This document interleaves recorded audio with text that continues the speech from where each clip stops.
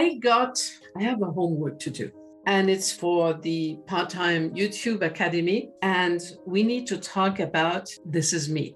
So the exercise is designed in such a way that we ask people to send us some questions, and we would share our answers with them and with you. So here they are. I'm starting with one question sent by a former colleague of mine. Define success for you personally. Great question, Chris. I think that success for me is really when I can look back and when I know that the foundation that I have worked out still lives and can live without me.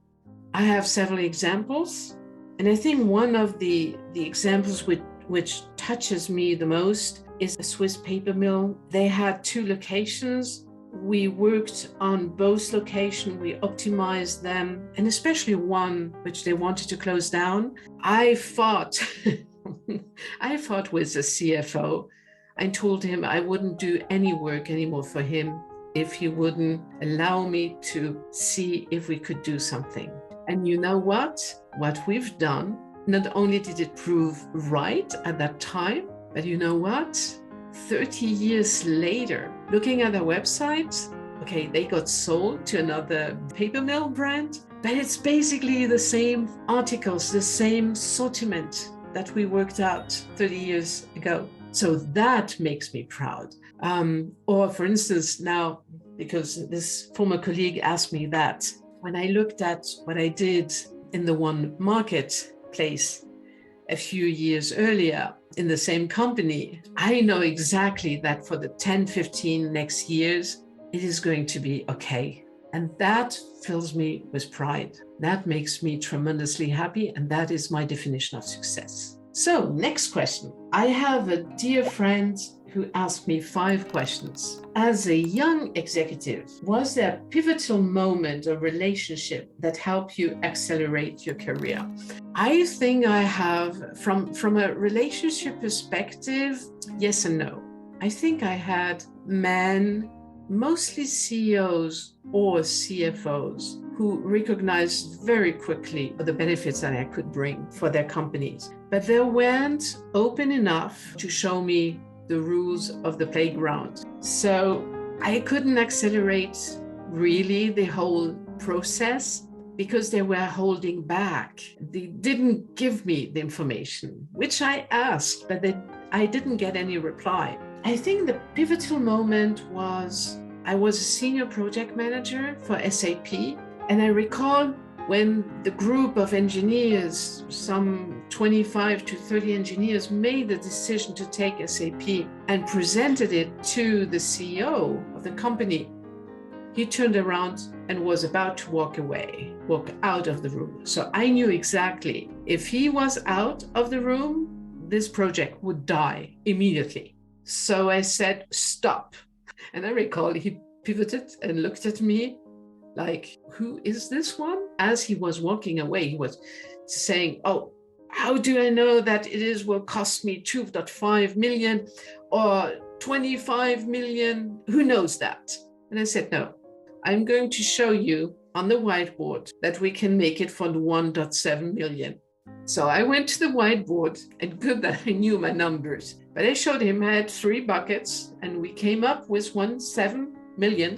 And I said, I guarantee you we're going to do that. And by the way, we were lower than that. Well, he walked out of the room, but he said, well, I don't trust you, but anyway, do whatever you want. So at least I had his approval, right? What was pivotal to me and accelerated me becoming more and more decision maker, or the senior project manager role, was to becoming too tight for me. I needed to have a larger role. I was really ready to take on, was that I had been able to assemble 30 guys who barely knew me. I was maybe in the company since maybe 2.5 to 3 weeks, and I had them aligned behind me. I knew that they were putting their trust in me, and it happened like this.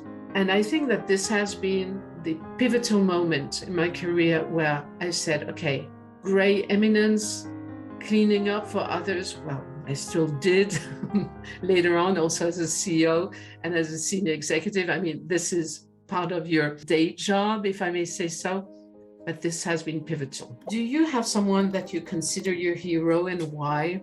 I have many heroes of great people, great spirits from whom I've learned. But if I had to pick one, it is definitely Mercer's former CEO, Julio Portalatin. I've learned so much with him. I think we all learned a lot from him. We are owing him a lot, all the senior leadership.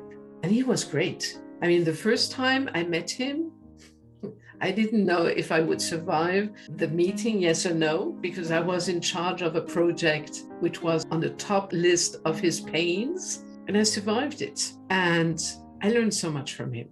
So what did I learn from him? What diversity meant, gender diversity, senior leadership. His engagement in that was terrific, really extraordinary. He was walking the talk, very astute, visionary, smart human leader. Yeah, sometimes with being explosive and maybe impulsive, but when you have a personality, you have it, period. And I just loved his personality. And he understood a lot of Europe. He's one of the very few Americans that I've met who understood so well European politics and EU politics. Amazing. What do you think are the 5 most important traits of a good leader? Definitely being authentic, being trustworthy, being respectful, having a vision, and be creative and in the way you are forcing your competitors to become better as well as yourself, but also how you can bypass them. I just love that. I think that this is the one thing which sparkles so much energy in me. That is fantastic. And I know only that in Switzerland, in my field of expertise, I think they were kind of worried when they were seeing me moving forward because they never knew exactly with what ideas I would come out, maybe silly ideas or not. But you know what? I think it contributed to the fact that we were all becoming better. This is the most important thing. It's a sport, you know, who is able to become number one? And it's like doing some sport with some friends because, you know, I mean, it's for me, it's also respecting my competitors because they have awesome people there, awesome experiences. So why not trying to either become better and bypass them, or to see how we can complement each other to serve clients better? Anything you wish you had done differently on your path to CEO?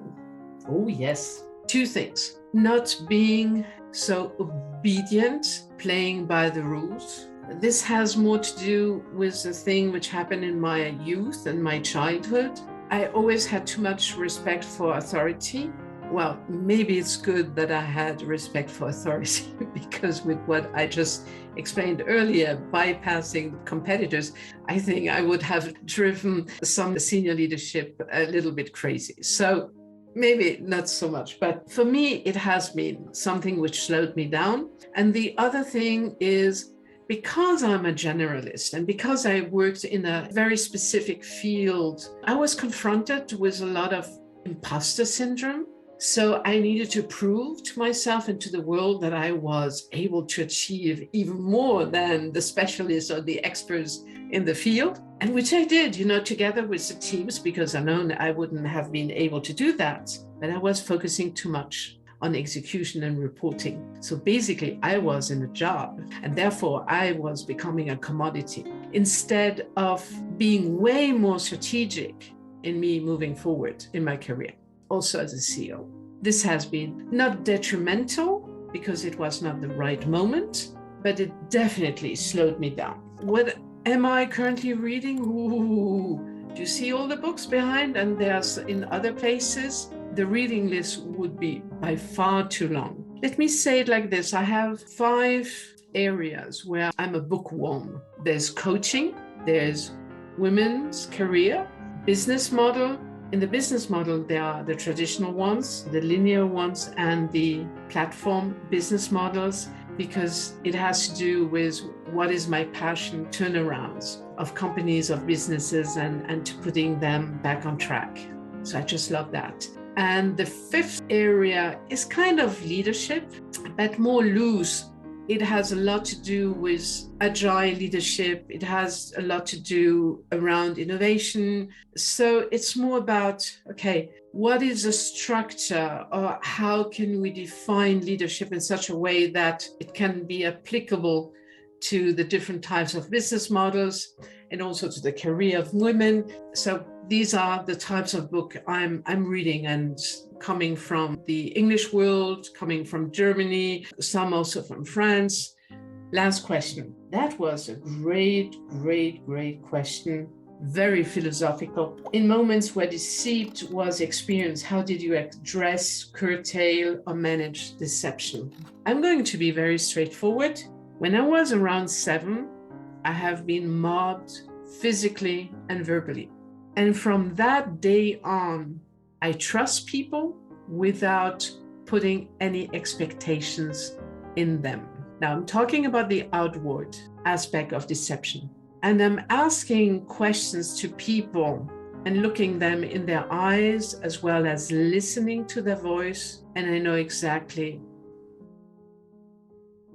yes or no. Can I count on them, or can I not count on them? And if I can't count on them, okay, it's their loss, not mine. I have a very pragmatic approach to that. When it comes to inward, I don't have this problem. I mean, I'm not perfect, by far not. But when I take a decision, I make it happen. And if it doesn't work for one or the other reason, then I'm going to look what I can do. But I don't see that as a deception. I hope I was able to answer your questions in a very open and frank way. And I'm wishing you a wonderful evening. Thank you.